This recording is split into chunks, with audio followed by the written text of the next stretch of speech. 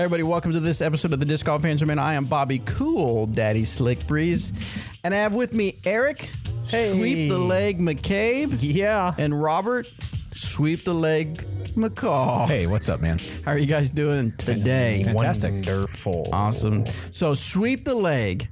If you're watching on YouTube or if you want to catch this show on video, you can go back and watch it on YouTube. They're wearing Sweep the Leg shirts, and if I can try to kind of paint the picture for you guys, it's the Sensei for Cobra Kai from Karate Kid. OG. The original. We had these shirts last year, not in time for the event, but just after.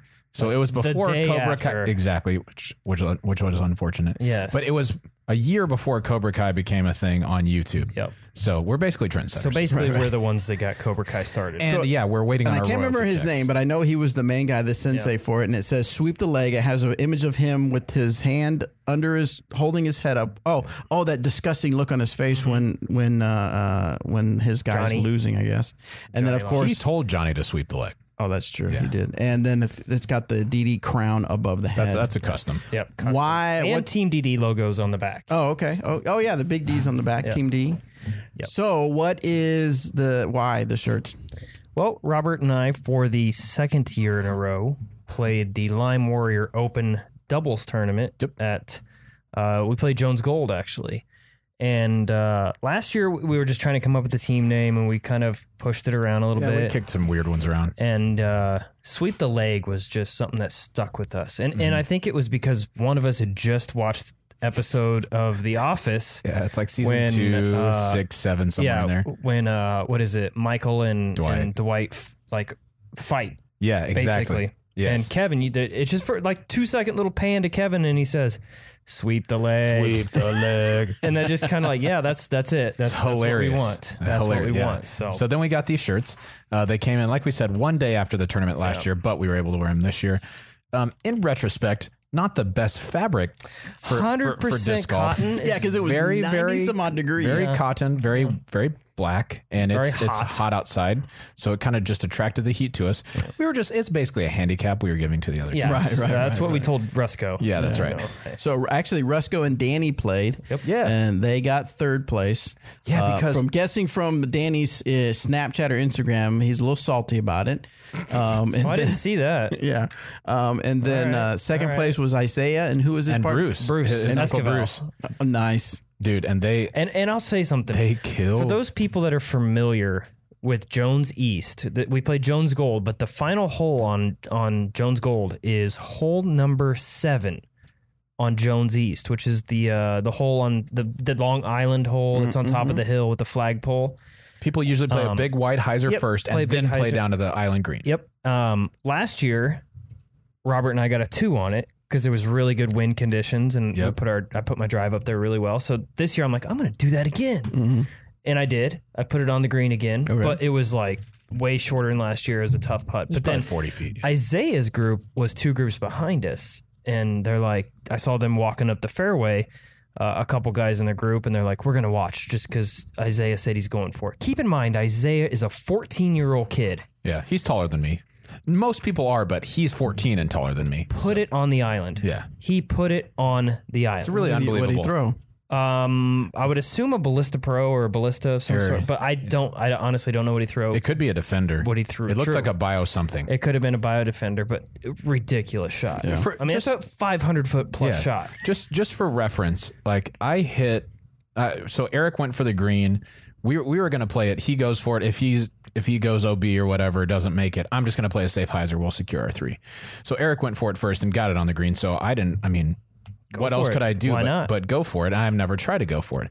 And I came up probably short of the island, probably like 20 feet, maybe 25. And I got safe. Yeah, I was safe, but like I've fully connected with a shot. Like I hit it hard. Yeah. And Isaiah just, just a little 40 past that on the island. No big deal. Excellent. So the event was actually called the Lime Warrior Open. Okay. And it's, if you're familiar with Derek, who's our sponsorship coordinator, it's his kind of fundraising awareness thing for his wife, Nikki, who has Lyme disease. That's right. And I mean, I knew, okay, so how do I I knew it was a bad thing. Right. I mean, and I knew partly of it from Johnny McCrae saying about things that he's not feeling well and stuff like that. And I was thought, but there's actually, if you go to Facebook and you go to Lime Warrior, I don't know the full name, but it's Lime Warrior something. Lime Warrior Disc Golf. Is it Lime Warrior? DG. Yeah. Yeah. And there's a video that Nikki posted, and she turned on the camera when she was having like an attack, a Lyme disease. It's awful. I cried. It's debilitating. That was so. I was like, my gosh, to have that where you just can't. She was, and I think she wrote a comment, or someone, Derek, maybe kind of wrote a comment what was happening, that she couldn't. You can't control it. You just kind of have to ride that wave of pain, and it was. It was just like it was brutal. I was watching it, trying like, what is going on? And her mouth was kind of drooping, and it's just like, man, I just felt for her, and I was like, I am Ticks checking for ticks seriously, no matter what. Yep. And so they're just trying. They're using, this thing that happened to her. They don't want other people to have to go through it. So Derek created this it's not a company, a whatever it is, Lime Warrior Disc Golf, to raise awareness. He has events.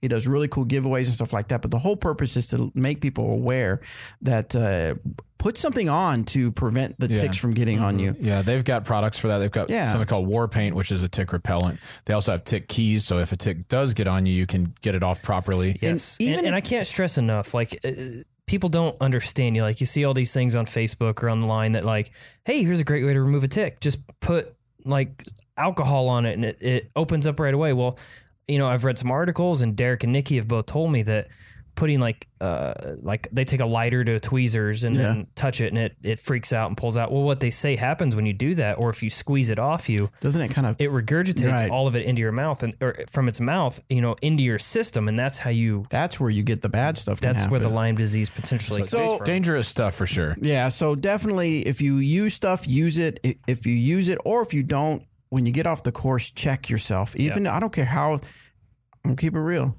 Go keep it real. I have my wife check me in places that I can't see. Same. It's scary because I don't want that. I don't want that. So get somebody, a significant other, to check you, even if it feels weird, if they're not your friend. Yeah, that might be weird. Pardon me, person I've never met before. Yeah, no, it is serious stuff, and all the proceeds for everything that they raised for that event went to her medical benefits, and it's great to continue to raise awareness. Exactly. So we just missed the elusive 18 under this year. We did. We shot a 17 under 53. Which we won. We beat our record last year. We shot a 54 last year. Although last year we had 3 eagles. Yeah. This year we just had the 1 eagle. 1 eagle and a bunch of birdies. 2 pars. And the 2 pars were on really easy holes. Yeah. Well, hole 1 east isn't that easy, but we had a look. Yeah. It was, Yeah. Next year. You earlier you heard Eric say Jones Gold. If you're familiar with Emporia, ever thought about visiting Emporia, it's not a normal course in the sense that it's not a layout you'll see on the signs. It is a combination between Jones East and Jones West. It's a long. Have you ever measured the course? It's like over 10,000 feet. Yeah, so some of the holes are a mix of east and west, and then some of the holes are and I say mixed. In other words, you might it's like a big safari layout. Yeah, basically. And so you might shoot, and I'm just totally making this up, but you might throw from hole 7, but you're throwing to hole 15's basket of the other course. Yeah, right. But you can go on our website, I believe. Well, you can go to the Emporia Disc Golf page on Facebook and just find a course search Jones Gold, and the course map will be on there. There's a map. If you ever want to come, just know that. You're going to have other people playing the course regular, so you might. And most of the time, I mean, there's only a couple holes that really will affect that. Mm-hmm. So, but it's a beatdown. Like come ready to throw a lot. It's a long course. It's so much fun. Though. Super fun. We had a great time. All right. So the other thing, real quick, I wanted to mention before I forget is, we'll get to that here in a minute. Trilogy Challenges. So I've been seeing on Facebook a lot of people having a great time at their Trilogy Challenges. I really think that every company has knocked that out of the park when it comes to the disc, because in years past we've had certain discs were like, man, this disc is just kind no of a good. Flop for most people. Yeah, but every disc so far, someone has really liked it, and they thought, the so and so is okay, but these 2 are definitely going in the bag, or this one's going in the bag. So you can't even point one out, but like I've seen the Patrol, people loving the Patrol, the way it turns. The Maiden, they love the straight flight of the Maiden. They love the shadow shallow field of the maiden. And the musket, though, a lot of people are throwing that musket. People and they're are digging on that. Yeah, they're digging on the musket. So if you haven't tried out a Trilogy Challenge yet, go to trilogychallenge.com, look for the event tab, see if there's one in your area. If there isn't one in your area, man, I'm telling you, get out there and run one. It's like a tournament in a box type Super thing. easy. And you can raise money for your events or for yourself or for whatever you want. The self-preservation fund. Yeah. So check that out. We're out here fundraising this weekend. What's the charity? Myself. The human fund. There you go. This is my survival. The human fund. So, all right. If you're watching us on YouTube and you're asking questions, Robert will try to answer some of those in the chat. If not, we'll get to those here a little bit later. But right now, we're going to concentrate on the audio people that are. Never mind. The audio people that are listening will get their questions that people have submitted. Now, Eric, you've done some traveling. We'll get to that here in a little bit, but let's jump on some questions. What do you say? Do it. All right. First one comes from Trace. Hey, this is Trace. It's nope. Hold on. My volume is on for that. Let's turn that off and go back to Trace. Hey, disc golf fans, man. This is Trace from Orlando, Florida. And I wanted to talk about the foot fault situation and Ricky Wysocki. I hear all these people talking about I don't. Ricky's trying to cheat and he's trying to gain an advantage. And what I hear there is people are saying that Ricky Wysocki, the two-time world champion and probably the best disc golfer on earth right now, is trying to gain an advantage over his opponents by stepping 6 to 9 inches max in front of the line on some of his drives, risking getting called a foot fault in an extra stroke. I just don't buy that. I don't buy that 1 second at all. I think it's much more likely it's just coincidental. And from the Masters Cup, every single time that I saw him foot fault, it was on a tee pad where it was a sidewalk. So there's not like an end of the concrete. I don't know. That's just my thoughts. What do you guys think? Thanks. Bye. Strip him of all of his trophies. No. So, I mean, I guess it's kind of... Sorry, man. Sorry, dude. There's no getting around it. I mean, someone asked a question about the whole Valerie Jenkins and getting DQ'd and stuff like that. And we just said, you know what, it happened to what it is. But I guess there's no way to get around these big topics that happen, especially when it comes to Ricky Wysocki. People are going to expect us to talk about it because of the connection with Latitude 64. So I'll just give my opinion on it. I haven't watched all the footage. Yep. I haven't watched the whole Masters Cup and everything like that, but I have watched a few of the people posting videos of, or screenshots of people kind of analyzing and stuff like that. And yeah, I'm with you, Trace. Ricky is not at all trying to gain an advantage by, overstepping the tee pad line by a few inches. Does he need to be called on it?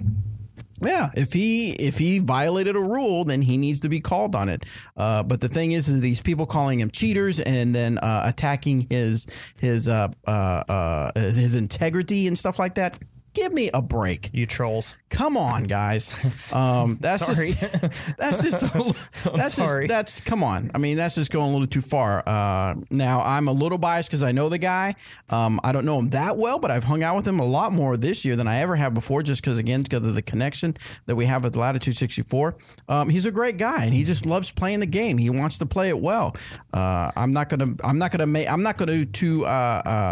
make any statements as to what he's thinking. Like, is he just not paying attention? Does he not care? I can't state to that, except to the fact that I know him a little better than maybe some of these trolls do, and I can tell you that it's not something he's doing on purpose. Does he need to be a little bit mindful? Probably about things like that, but I'll give my 2 cents on it as a player and seeing all the videos and the screenshots and all that. Honestly, at real time, I can't 100% say, oh, dude, you foot fault. Plus, right.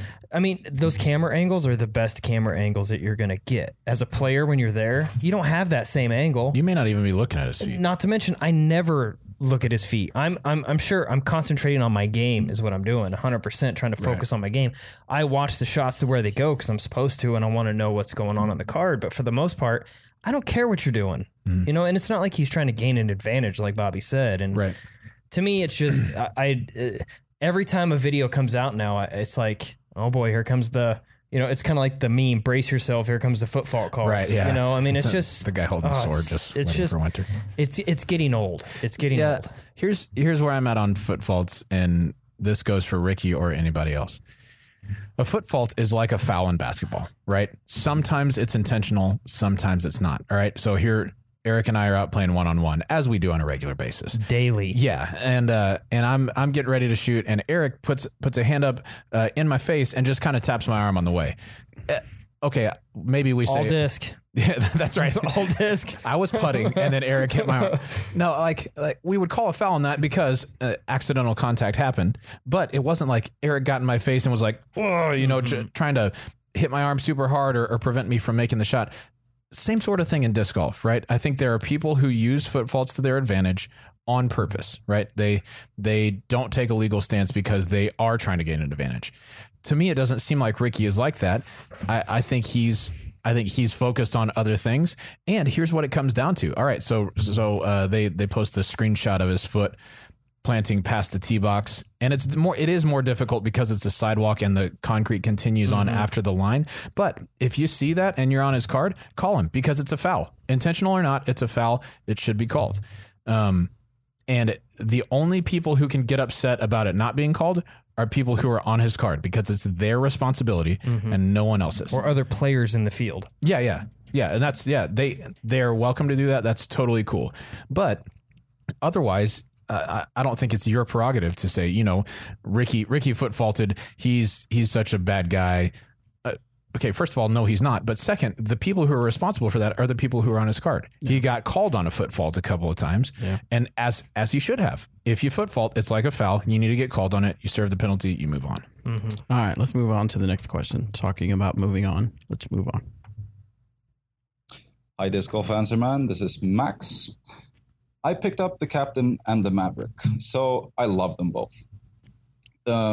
I tend to throw the Maverick quite a lot on any line, depending on my release angle. The hyzer flip has become a very trusted shot in my bag. And the Captain, I do small flips or sometimes turnovers. It depends on how frisky I am and how it feels for the day. Risky. I've only been playing for a year, which makes it quite hard with the release angles. I just started on release angles this spring. So it's somewhat consistent, but still feels a bit too inconsistent. But I've started throwing max power shots from the tee, even in tighter gaps, and I tend to hit them, which is a lot of fun.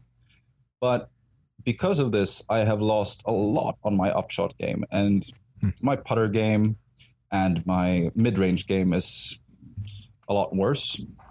That's why I'm wondering, what should I do to try to fix that? My max power shots are more accurate than just a 100-footer, 150-footer. I max out at maybe 300 feet. So let me know what you think about that. And see you around. Thanks. Awesome. It's a good question. You want to go? You want me to?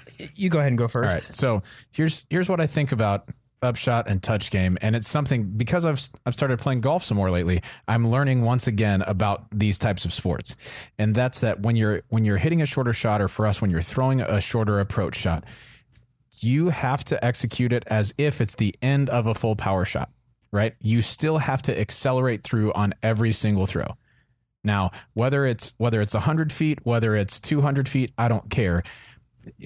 For me, if it's a little bit shorter shot, I'll decrease my reach back just a little bit, but I still have to accelerate all the way through to ensure the disc is starting on the line it's supposed to be on and that it has the power to get there. Yep. I'm not throwing it full power. I'm not reaching back all the way and throwing it like I would a distant shot, but that acceleration and hitting that point with complete acceleration and follow through, that's what makes those shots worthwhile. I compare it to golf because around the green when you're chipping, if you're not accelerating through the ball, which I do very often and get very mad, you hit awful shots. Same in disc golf. If you're not accelerating through those shots, you are not going to throw good up shots. Plain and simple. Follow through is still very, very important. Definitely. There's really not a lot you can do as far as like training wise to do it, as opposed to just going out and practicing it on it. It's kind of like everything in disc golf. Everybody wants that, that one secret of something that they can do. But honestly, a lot of it is just hard work in the field. Yeah. And it's feel. Like so much of your upshot game is about feel. Like you could, if we went out in a field right now and Eric said, throw this disc 120 feet, I could probably get it within 10 feet of that. But because I've thrown so many 120-foot shots. Yep. And so that's the same as when I step up to the basket, I kind of get a sense of where that is. And then it's just feel. That's all it is. Yep. And that comes from muscle memory. Exactly. Excellent. All right. Next question comes from Shazir, a.k.a. Vash. What's up, Eric? Leave me a message because I'm out making disc golf courses. Cave. Fair. Robert, 2018 Hair Model of the Year, McCall, Bobby, Blue Jean Bouncer Brown. This is Jezer. I just want to give a shout out to you guys and the company for making some awesome molds this year. Currently, I'm bagging the Captain, which has replaced my Destiny and Ballista, and the Lucid X Trespass, which has actually replaced my Moonshine Trespass and taken out my Lucid Defender. Also, Lucid Convict X, which I've had Convicts, but I'm just picking up this one, and I really love it as far as for forehands. The Explorer, I have like 50 different Explorers and basically all the plastics that are out. It's replaced my Saint and my Saint Pro. The Anvil the SE version has replaced my Justice, and my Maverick is still in the bag waiting to be used. So, what has been replaced with these new molds in your bags? All right, thanks guys. See you later. Well, new to my bag from the discs that are out this year, the Explorer is absolutely one of them. I would say the disc that it replaced in my bag,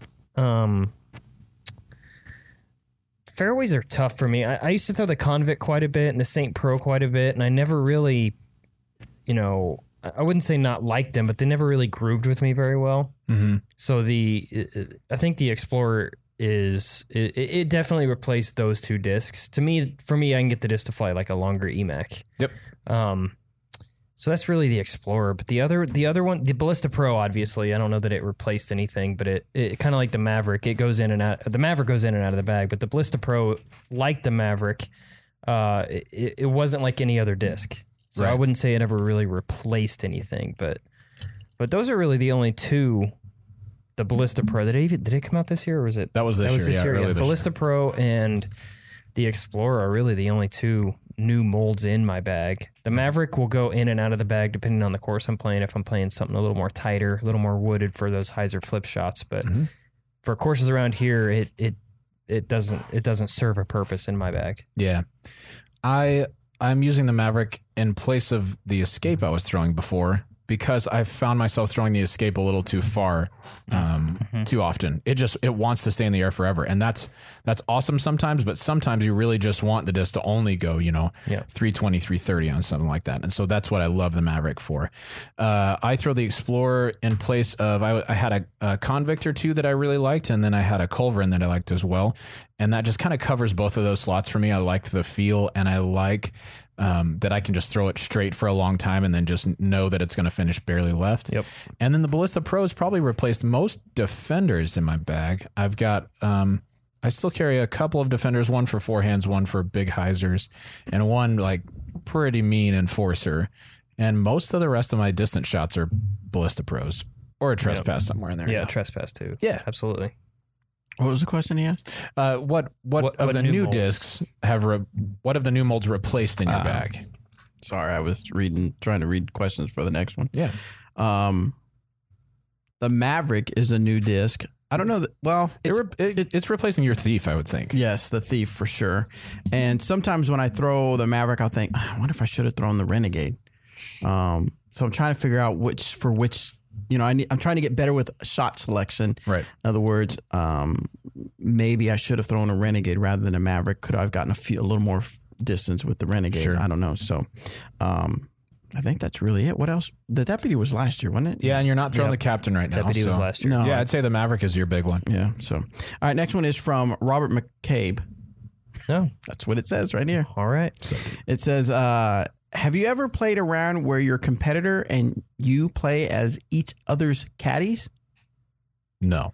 Rules are simple. Your caddy decides your disc and type of shot until you're within putting range. Okay. So, yes, they can make you throw a forehand roller when the pin is 600 feet away. Played it once, and it led to some good laughs. What are the chances you guys film a few holes in this format? We should do that Ripped Revenge game or something like that. Yeah, that'd be fun. something It's along very those similar, lines. but it's not. There's no caddies really involved. It's more. You just draw a card, and whatever the card says is what you have to do. You have to do it. Like you have to drive with your Mini on this tee or something. Oh. Yeah. I think stuff like that would be super fun, especially if, there's something on the line and neither of you want to lose. Yeah, things like that are fun. We haven't done that before, but I could see that. I could see us enjoying that for sure. Except for I would tell Eric to throw forehand, and he'd be like, "I don't throw a forehand." And then he throws a really good forehand. Like that's how it happens every time. It's the worst. He's not lying. Yeah, I don't see us filming it though. I'm not sure. Okay, yeah, we're not filming it. Good. Next one comes from Anonymous. This is a question about rules. If on your throw the disc goes out of bounds, back in bounds, and then back out of bounds again, which OB do you take the throw from? The last one is the answer. Really, when you're bringing your disc back inbounds, it's the last point that it was inbounds is where you take your shot from.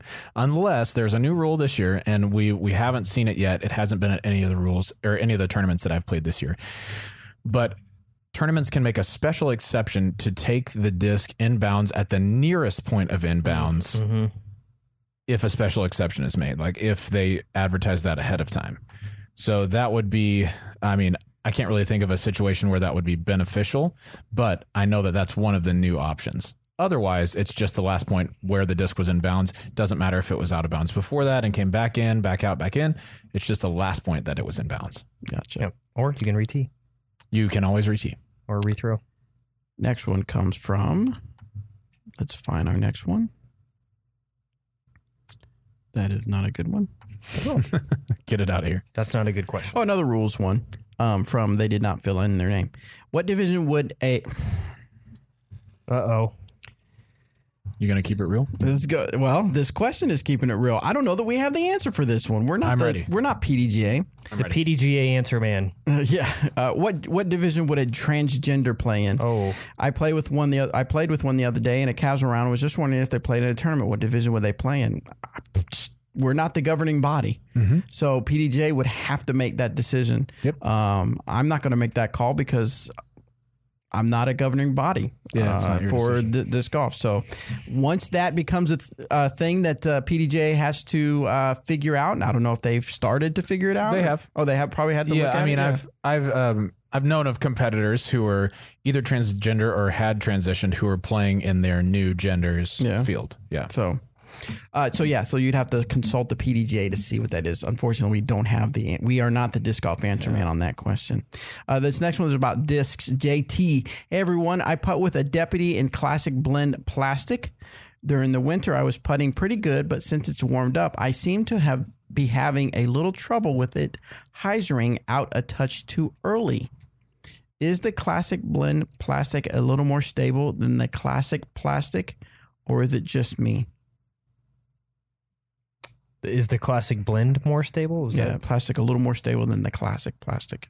Shouldn't think be. I mean, if it is, it's very minimal. Yeah. I would say not enough to really tell. I don't know. I switch plastics from winter, colder months to now. Like I usually putt with a medium or a blend plastic throughout the winter, and then when it's summer and hot, I'll putt with something like a retro or something a little more stiff, like a prime, maybe even classic. It just kind of depends. Yeah, I don't think it should be more overstable than those plastics, at least not so. On a putter, I think it'd be hard to tell. On a thrower, it might be a little bit easier to tell just because it's traveling farther, but on those putters, I don't think it should show too much of a difference in stability. Excellent. Next one is from Ben. Hey friends, I wondered if you could tell me the difference between the Convict and the Explorer. That would be great. Thanks so much. Convict and Explorer. You thrown both of these. I do. You do now? I don't currently, but I have quite a bit. Yeah. For me personally, the Explorer, the Convict was always a great disc. Yeah. I liked the way it flew.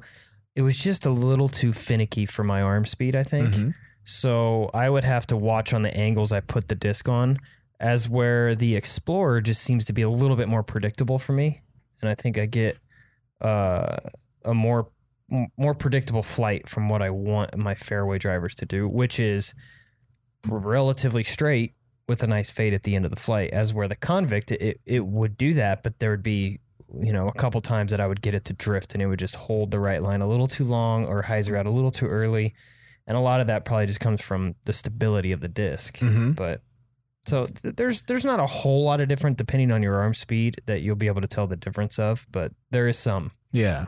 Yeah, I would say for me, the Convict had more of a tendency to move a little bit more right than the Explorer, and then it actually finishes harder left than the Explorer. Mm-hmm. Now, if I threw a Convict and Explorer next to one another, the Explorer might end up a little bit farther left, but the Convict kind of dives a little bit more left at the very, very end. So it has pretty strong low speed stability in my opinion. Mm-hmm. I liked the Convict for kind of shaping shots in the woods. If I need something to move to the right and then come back left, that was super money for that.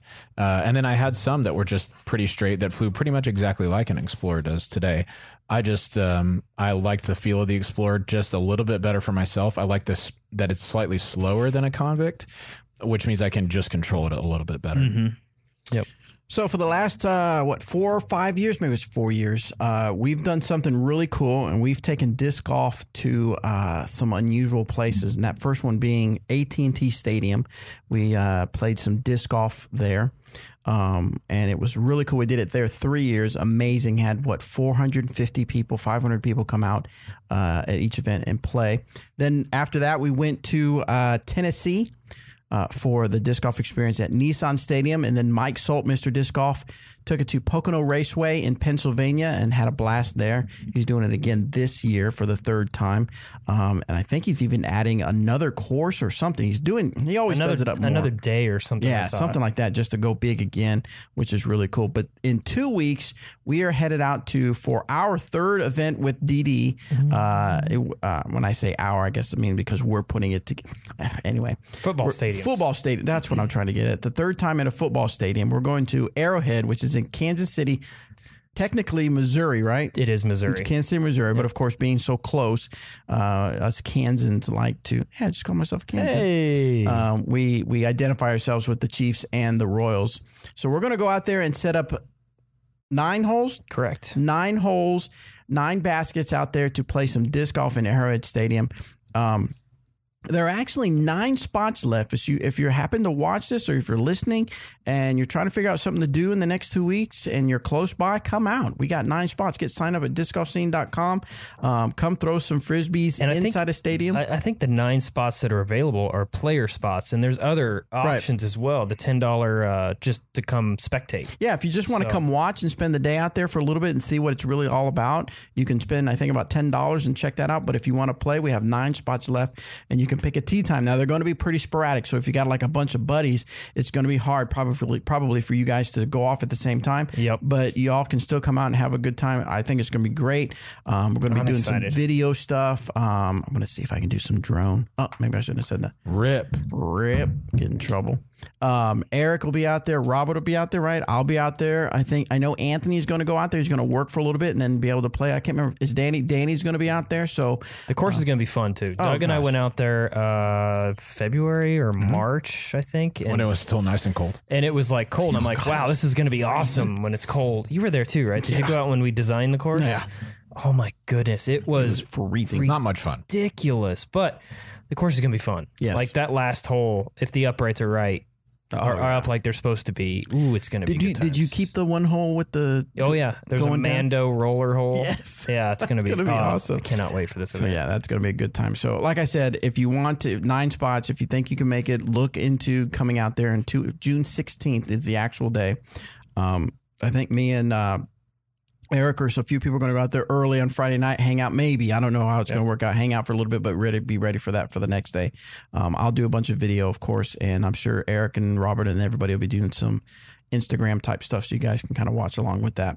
Now that's the little traveling that we're doing, but Eric is doing a lot of traveling. Starting like 2 months ago. 2 months ago. Yeah. Starting tomorrow, he's going on something that's kind of on a bucket list, I would say. It is. It's absolutely a bucket list. And I thought just going to Maine and designing that course was going to be awesome in a bucket list. It was awesome, don't get me wrong. But, yeah.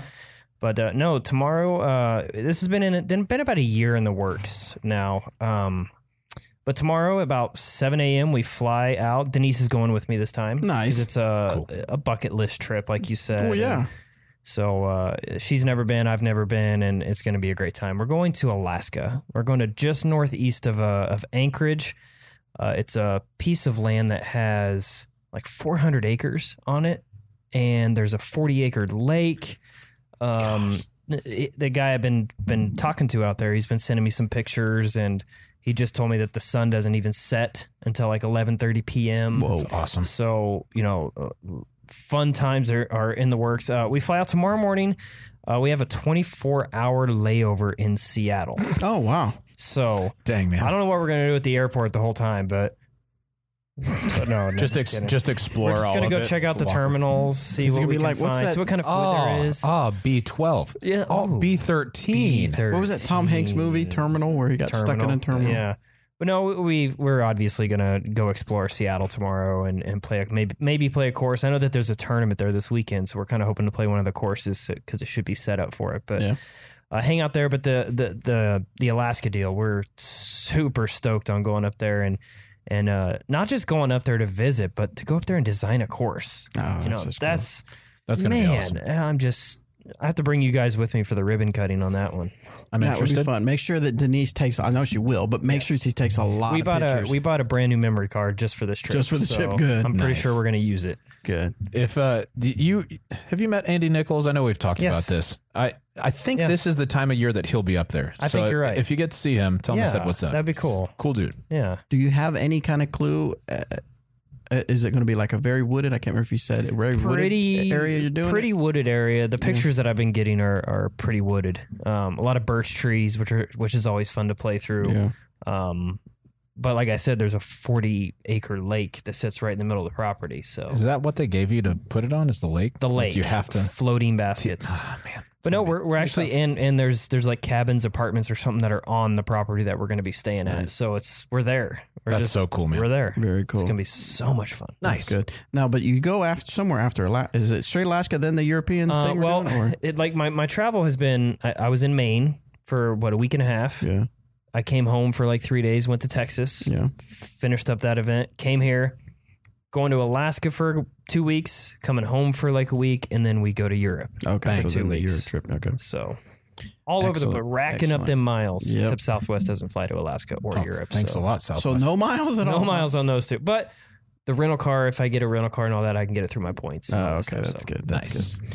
So yes, Alaska is a bucket list thing. It's really cool. But if you guys anywhere, Eric will travel anywhere. Just you name it. Ask him. Course sales at dynamicdisc.com. See what can be worked out. Eric is anxious to travel even more to get some courses in the ground for disc golf.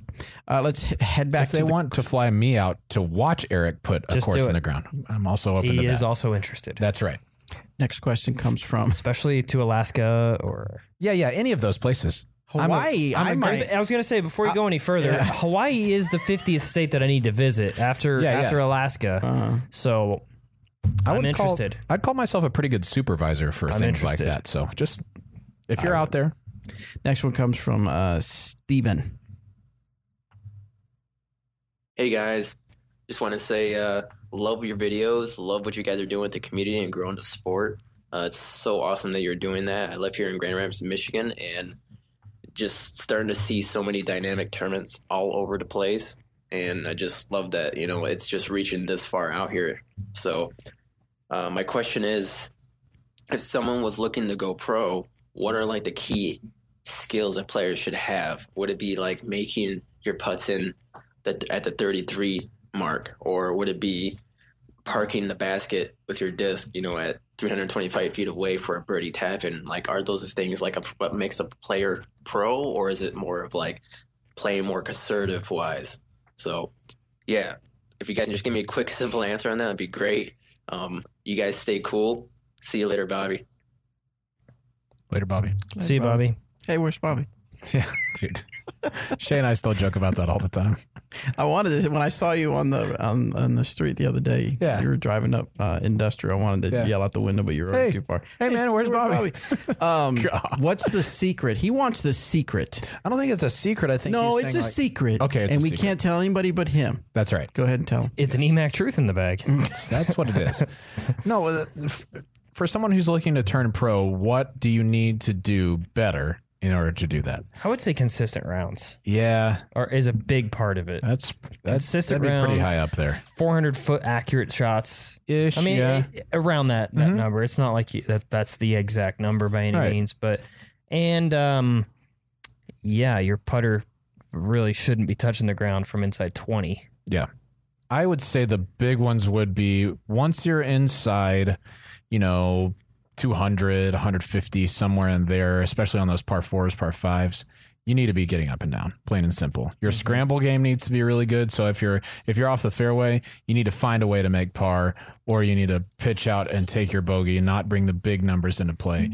But then, I think the thing that separates the very top guys from the advanced and intermediate guys is that they're just great putters.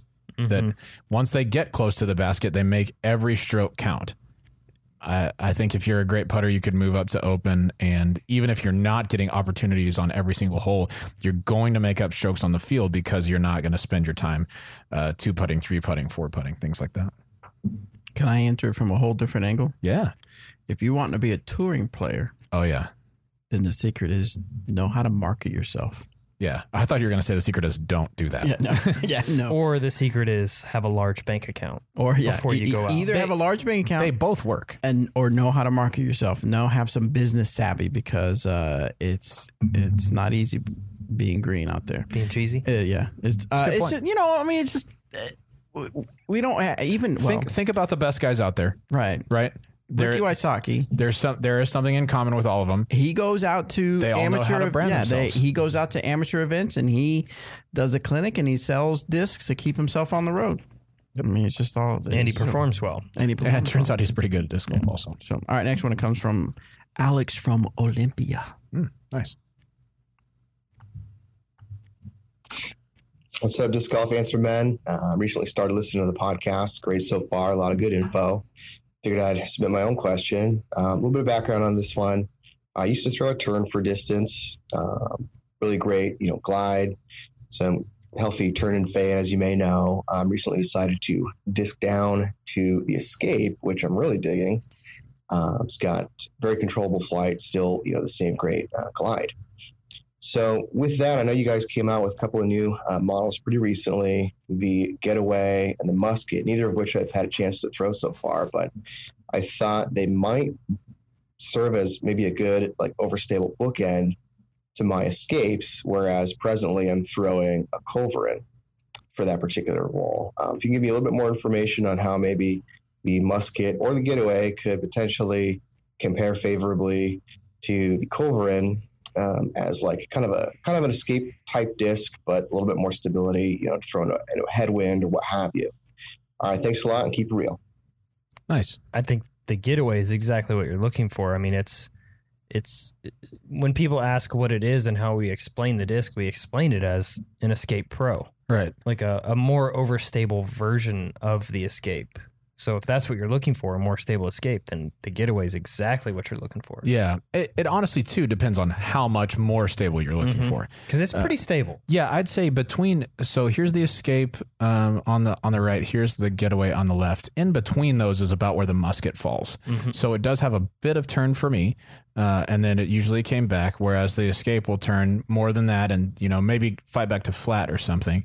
The getaway hardly turns for me at all unless I force it over, right? So it just depends on what degree you're looking to change it up. I'd say the culverin straight out of the box is closer to a getaway than it is to a musket. It has that high-speed stability early, just like the getaway does. So if you're looking for a straight replacement for your culverin, getaway is probably a good choice. If you want something slightly more overstable than your escape, but still pretty throwable, then I think the musket would fit that bill. Yeah. Yep. Next one comes. Next one comes from Oops. From Oops. Oops. All right, Carly. Why can I throw a mid-range farther than my drivers? Dang. Is it my form or the way the disc is coming out? Any tips on how to fix it? I guess it somewhat depends on, I don't know if it's a problem, but it depends on what drivers you're throwing too. Yeah. Could be something a little more overstable, so you're not getting the right distance out of it. I can throw a lot of my mids. Obviously not as far as I can throw my drivers, my distance drivers, but as far as I can throw a lot of my fairways. Mm-hmm. So...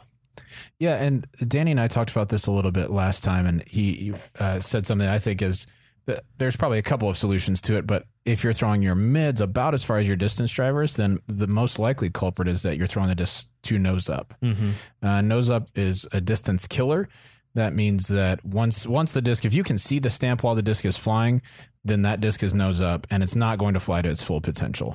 Something like a mid-range, which has a more rounded nose and is spinning a little bit slower, won't be affected quite as strongly by a nose up release as a driver will, because it's spinning faster and wants to, if you don't get it up to speed, it's going to get to the ground.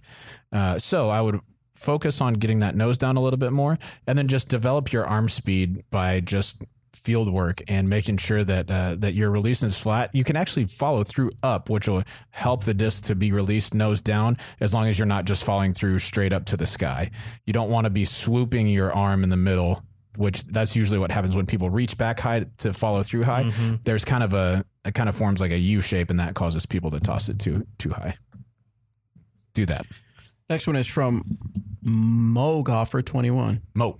Missouri. He says, hello from Missouri. I came today not with a question, but with a thank you and kudos. My bag has been filled with a competitor's discs, the brand I was introduced to when I began playing. Recently, due to your online presence.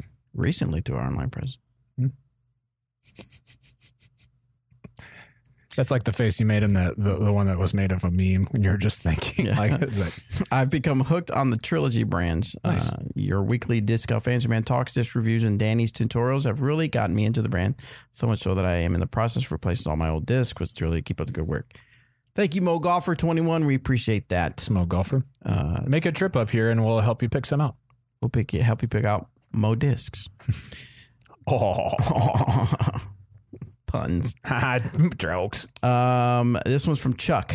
In the last couple episodes, Bobby has mentioned removing the queen from his bag. I just recently purchased a Disc Golf Answer Man queen to hang on my wall. However, after throwing it, the disc refused to stop flying.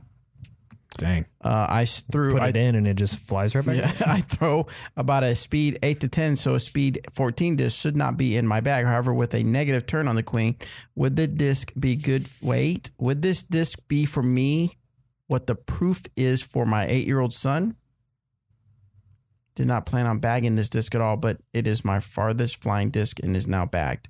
Which one? The queen that's on the wall or the proof? Sounds like the queen. The proof is what his son throws. Yeah, all right. Okay. What was his question? If the disc flies great for you, right, bag it. Don't worry about the numbers. Don't worry about the numbers. Yeah, because for me, and this is an opinion thing, but the queen doesn't feel like a speed 14 disc to me. I didn't think the rim was quite that wide when I threw it. And if your arm is a little bit slower, then having a high-speed understable disc might get you that little bit more distance if it's like pretty darn understable, which the queen is. So here's why I took the queen out of my bag and the captain.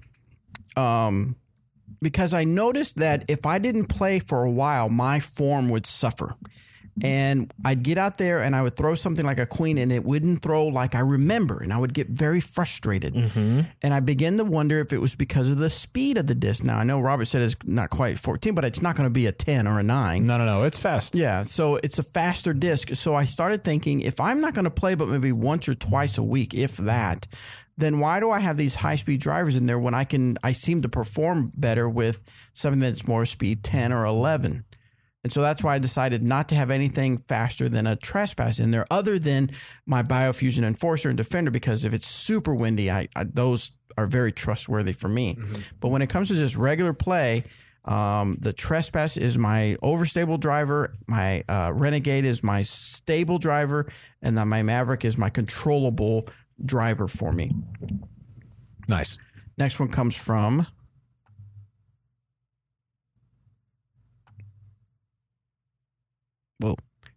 this one's from Shamalama Ding Dong. Shamalama Ding Dong.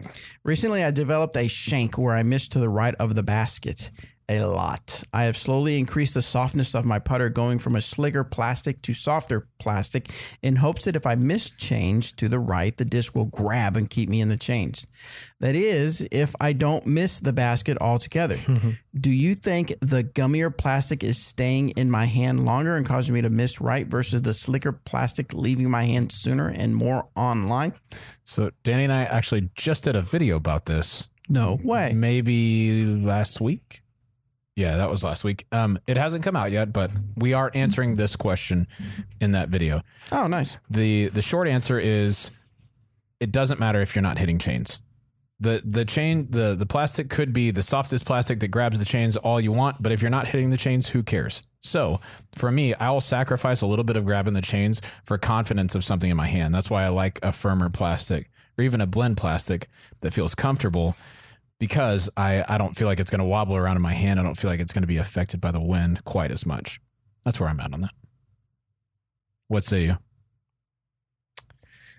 I mean, it sounds like, to me personally, comfortability is the most important. Yeah. However it feels in the hand is the most important. Now, if you are having an issue with the softer, grippier plastic and pulling it right out of your hand, but you're not doing that with, say, the blend or the harder plastics, that would make me think. That would make me want to switch over. Yeah, I'm probably not justifying the extra grab if I'm not hitting the chains, because at that point it doesn't matter. Yeah, and I don't believe that the softer, the grippier the plastic, it holds the chains and grips it and pulls it in. Like maybe to a very small degree. Yeah, but you still got to hit the line. You still got to put it on the right line and hit the basket in the sweet spot. So yeah, sacrifice it.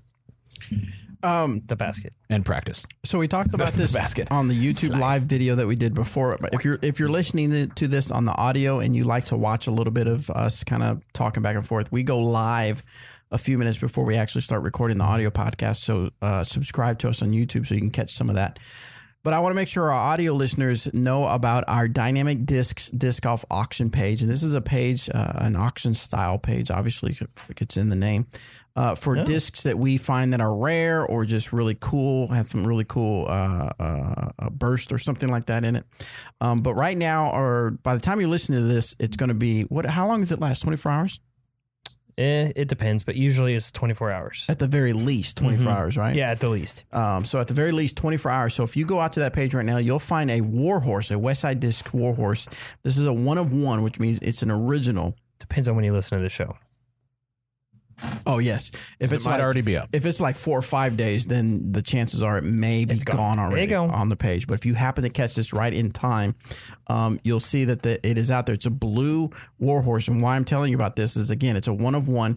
It's a pre-production, pre-prototype. Mold. It was the first mold they made, and they tested it out, and they actually made changes to the Warhorse after this mold. So it's one that, which is kind of it would can be common. Would it be PDJ? No, proof? It's definitely not PDJ proof. Same thing for like those V2 Captains that we had at GBO. Once it's retooled, nope. Yeah. So it's not. So you can't throw it, but it is a piece of Westside Discs disc golf history, because it's something that if you're into that, if you're a collector and you like those rare, I know that that's what people like. They just like knowing that it is a one of one, and when they show off their collection, they have these. So it comes with a COA as well. Yep, certificate of authenticity. Authenticity. Yes. That's the word. So anyway, check that out, and also other things that we have on there. Join the Facebook page, follow the Facebook page so you can see really cool stuff like that, and that'll be out there. We have one more speak pipe question. Nice. And this one is from Ryan. Ryan.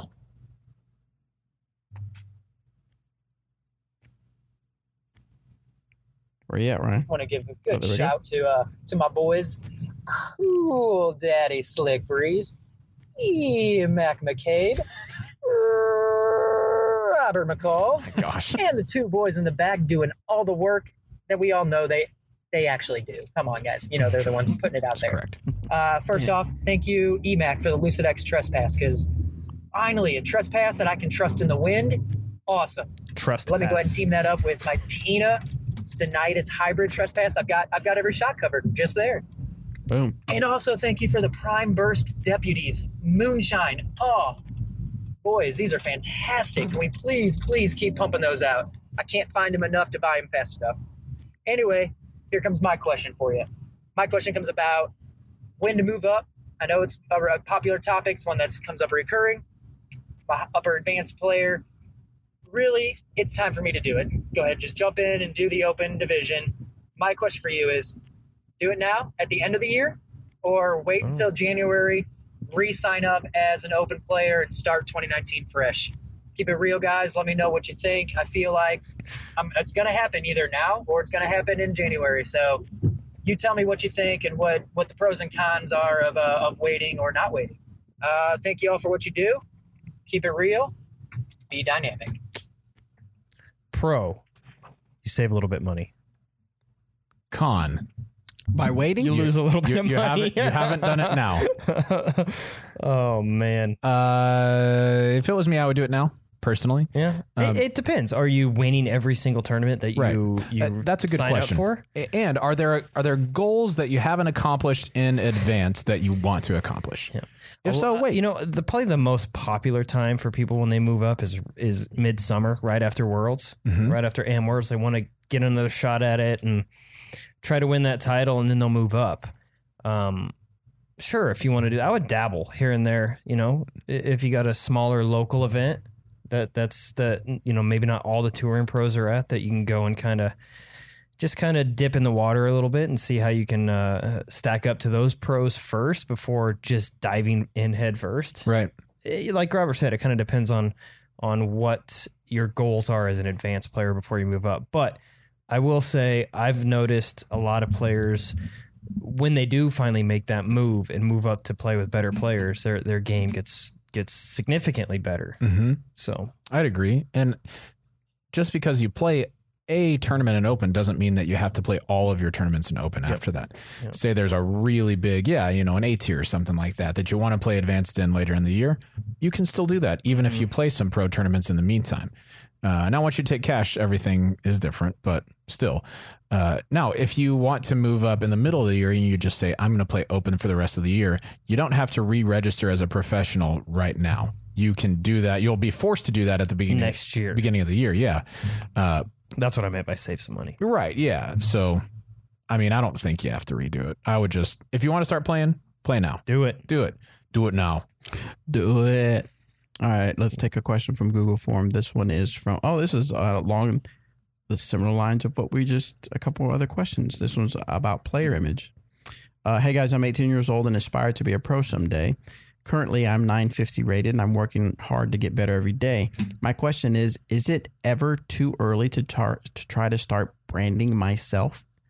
I have a small logo that combines the letters of my first and last name that I draw on all my discs, and have an Instagram page where I share all of my disc golf related pictures. I do my best to keep a professional image as an amateur so I get the respect now and keep it in the future. So from the social media side, there's actually a topic or something that I share with a lot of the Team DD players, is that you are a brand whether you like it or not. So whether you think, should I start should I start working on my brand? The fact is that because of social media and you put yourself out there all the time, if you're active on it, which it sounds like you are, you have already started creating a brand. So in a sense, it's never too early because guess what? It's already started. So now you've got to decide on what you want your brand to be, how you want your image to look. Now, I'm not telling you to be fake, but what I'm telling you is that just because you can say something on social media doesn't mean you got to say everything that's on your mind. There's things that I say, there's things that I joke around that I would not put on social media. I just do it in my close circle of friends just because that's what I decide to do.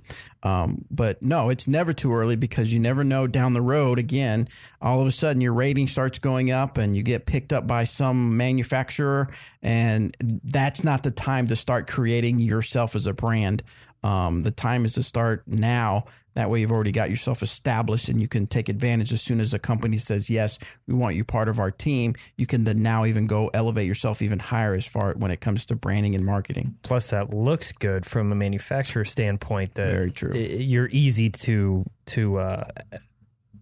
target, I guess, or what's the word I'm looking for? Yeah, you're easy to promote. Market. You're easy to market. Yeah, you're much easier to market if you've already got yourself established for sure. Yep. Yeah, I would say too, people say this about investments, right? A lot of times they say time in the market is more important than timing the market, right? Having your money in earlier is better than waiting for the exact right time and then getting your money now. Yeah, do it now. So I feel the same way about personal branding.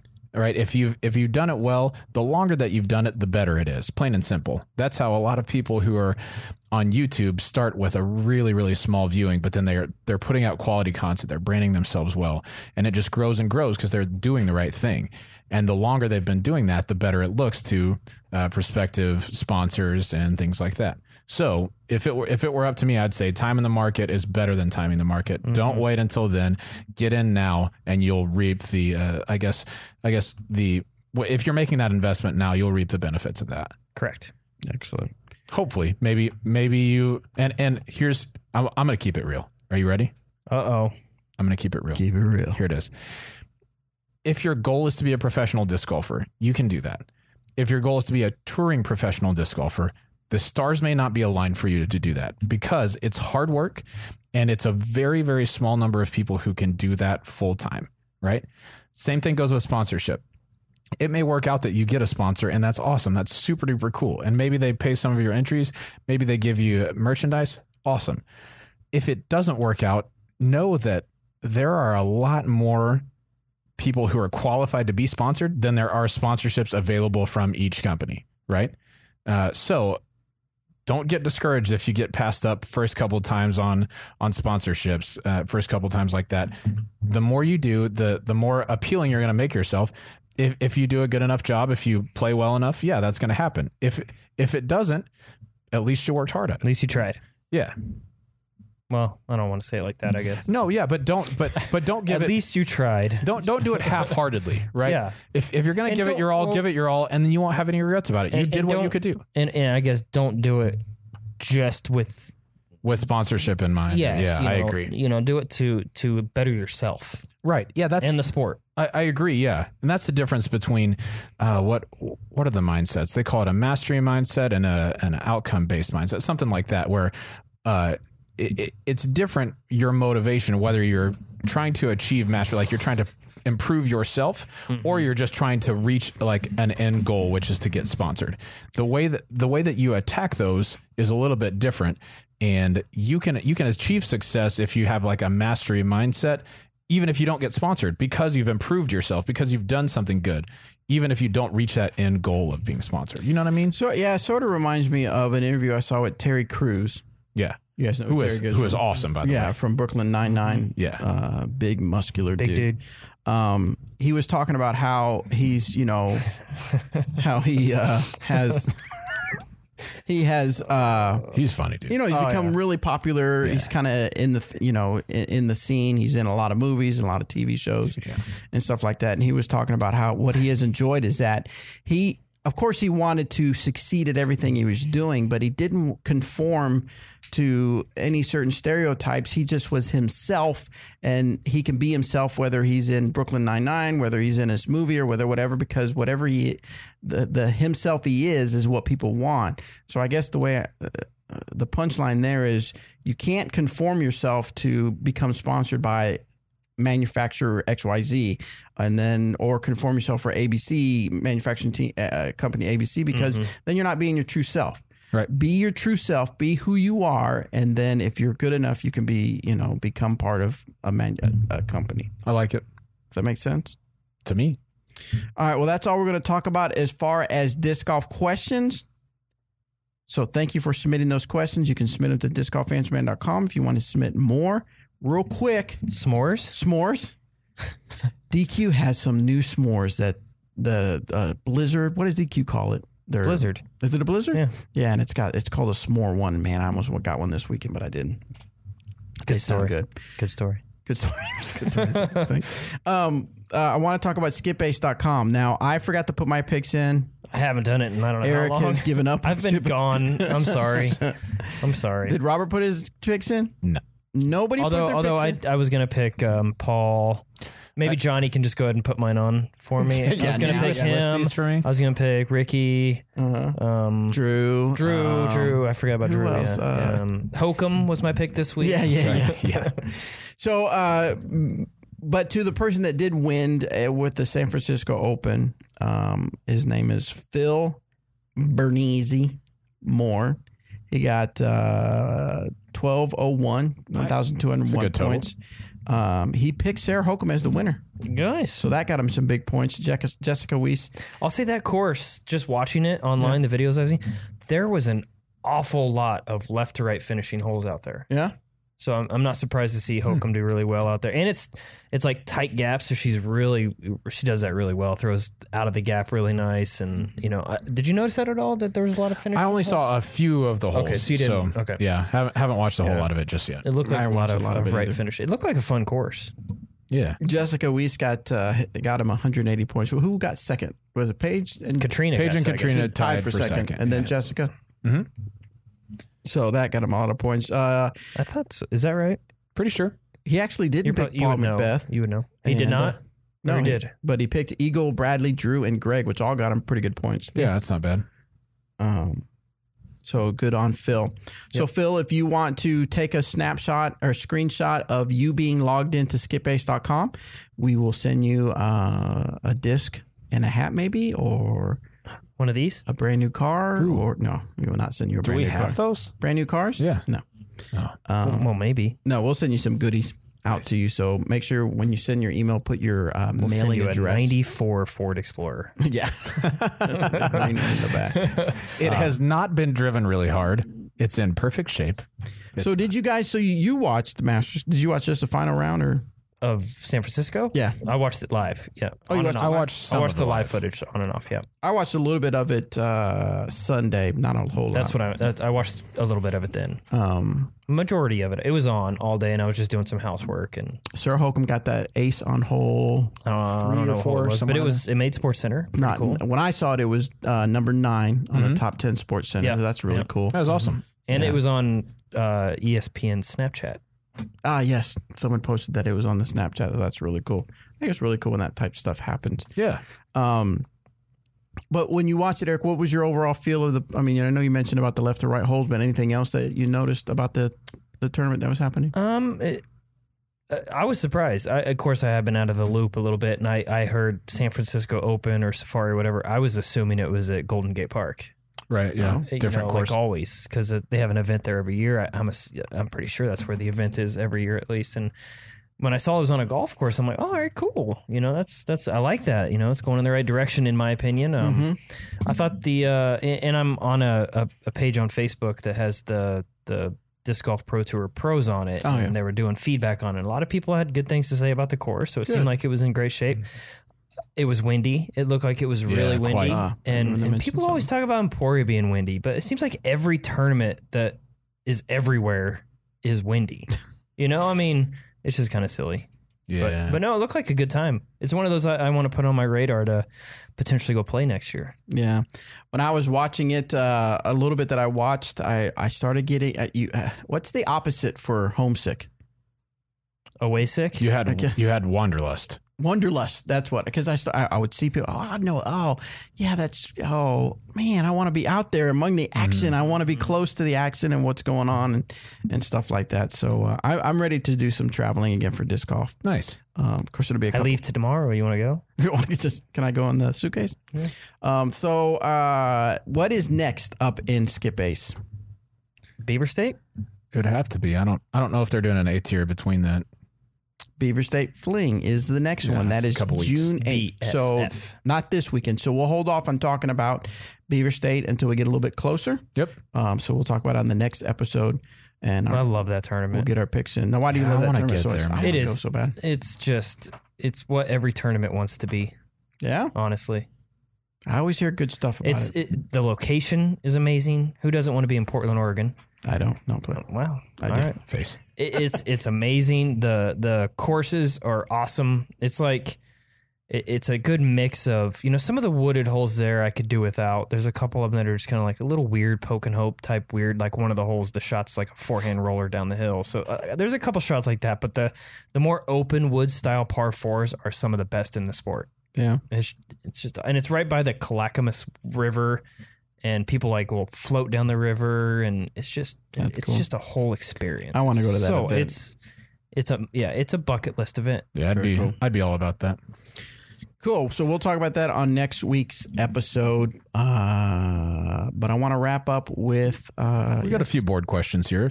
All right. Well, so hang on tight, audio listeners. We're gonna go on our Facebook Live and we're gonna answer some questions there. What do we got? All right. So here's Facebook, YouTube. Sorry. Here's a disc golf question. Sean says, "Is it possible that getting stronger can throw your timing off?" Sure. Absolutely. I think it's possible. I think what would be wise would be to, if you're going to start lifting weights and implementing that sort of regimen, keep throwing at the same time so that you continue developing muscle and you keep your form loose as you go. That's what I would say to that. If you take 2 months off in the winter and only lift weights and then come back to playing disc golf, yeah, it's probably going to throw your timing a little bit. I'll tell you something that's on a more personal note. Yeah. You're getting stronger? I'm getting stronger. Dang. By the minute. No. Oh, wow. No. So I've been on a kick of eating a lot less carbs. Dude, good on you.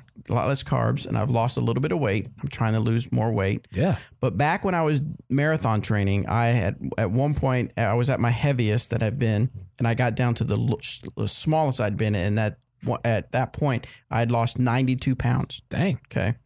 So now I've obviously gained quite a bit back, but at that, I do remember when I was at my smallest that it did affect my throw. Mm-hmm. I can, yeah. Yep.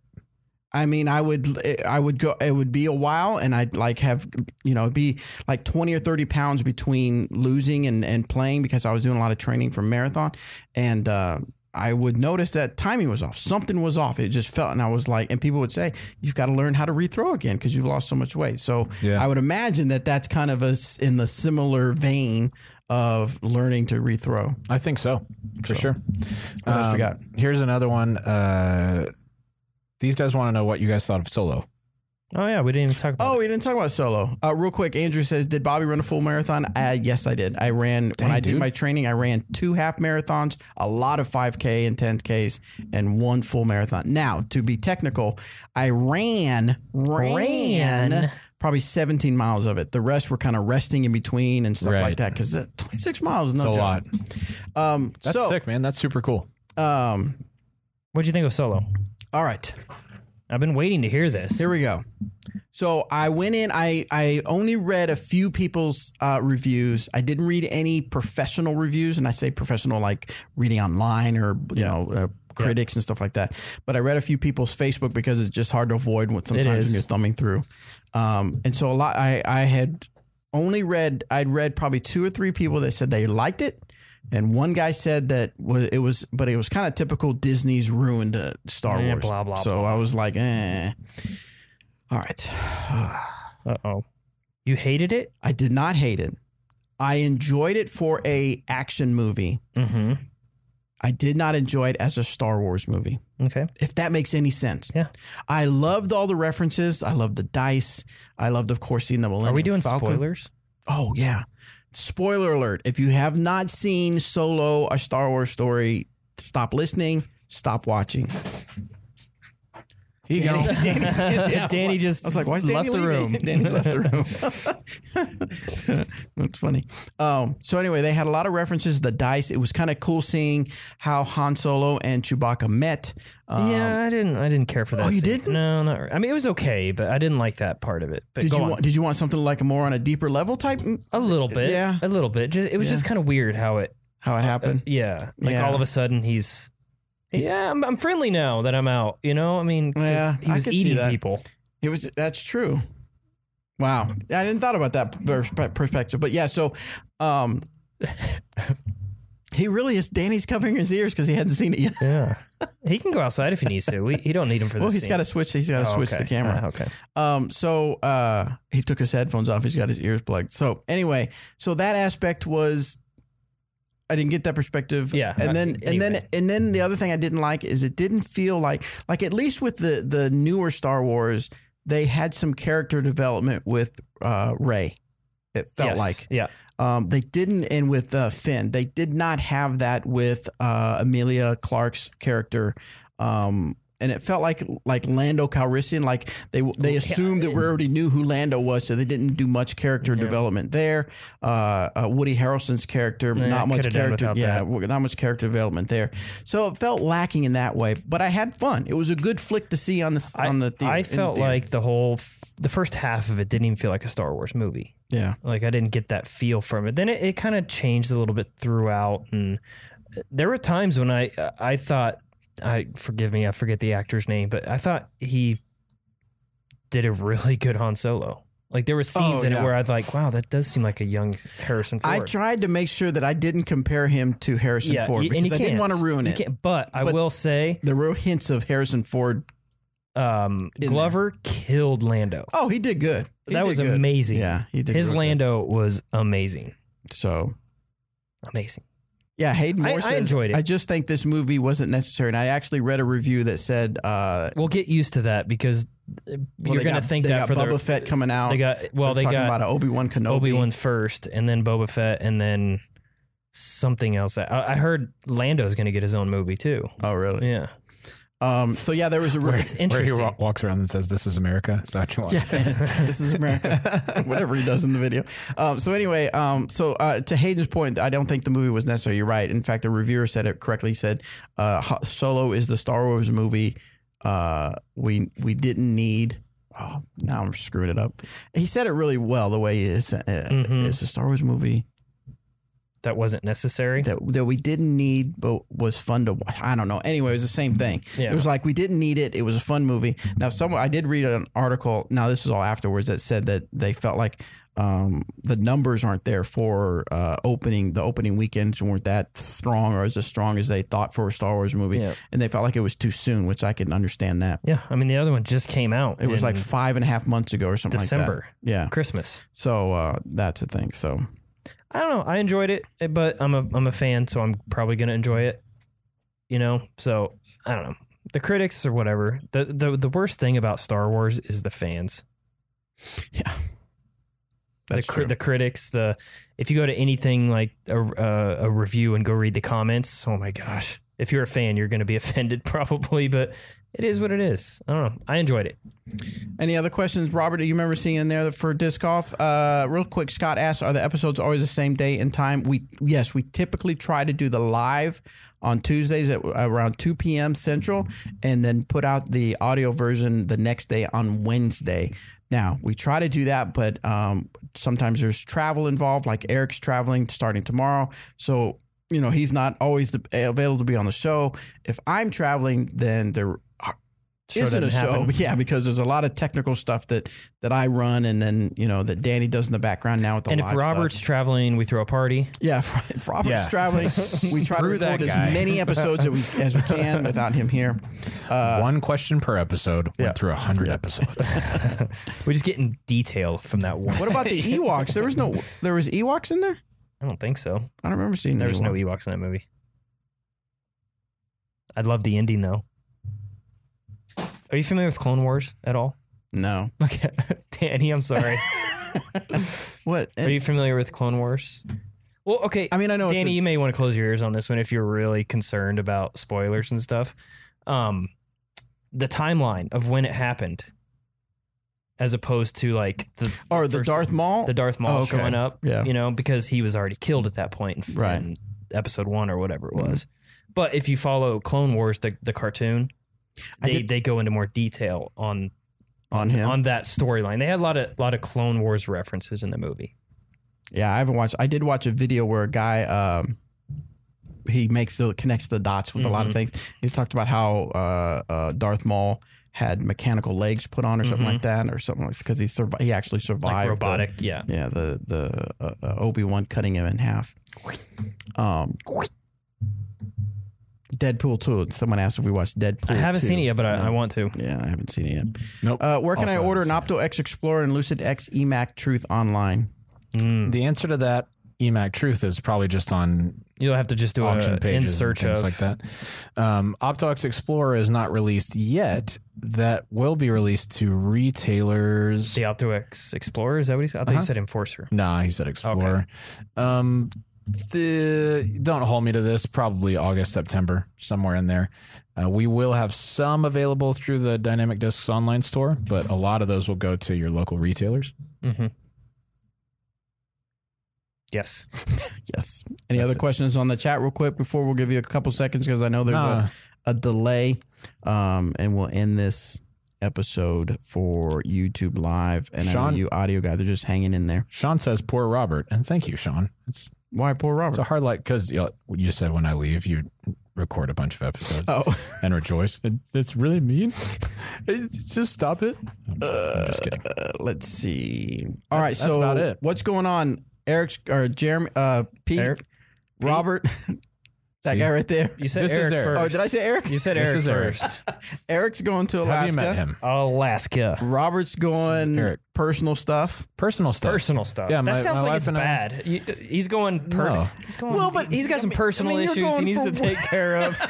Yeah. So he'll be gone. No, you're going to work in Alaska. I didn't know if Robert wanted to say to everybody. I'm pretty sure I've said. Oh, okay. My wife and I are celebrating our 5-year anniversary. Okay. It was a couple of weeks ago. Mm-hmm.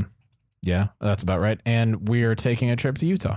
So we're gonna go hike and okay. So you know specific. You have like activities already. What are you gonna do? Just hike? A whole lot of hiking. Or do you have it do you have a schedule? Yeah. Shay's got a schedule for us. Yeah, we're gonna go to the Arches National Park there and fun. Just see the stuff and then arch it up. I'm taking 4 frisbees with me. I'm very doubtful that I'll actually get to play, but just to have some. First time to Utah. Or this first time Utah. What are your 4 discs? I have a Getaway, an EMAC Truth, and 2 Wardens. Nice. Yeah. It's a solid lineup. Yeah. Very nice. I think it'll be fun. And I hear there's a super cool course up there. Who knows if we'll have time to play or not, but if we do, I'll be ready. If not, no big. Cool. Nice. I am playing in the Tulsa AM Jam. Jam? I forgot you were going to get Torchies. And I'm going to get Torchies.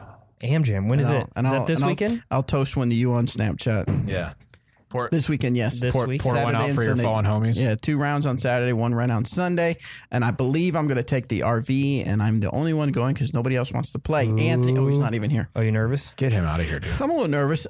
They actually, the way they do it's differently is a little different. They have, there isn't just rec division. They have it spread up, divided up into how you're rated. Yeah.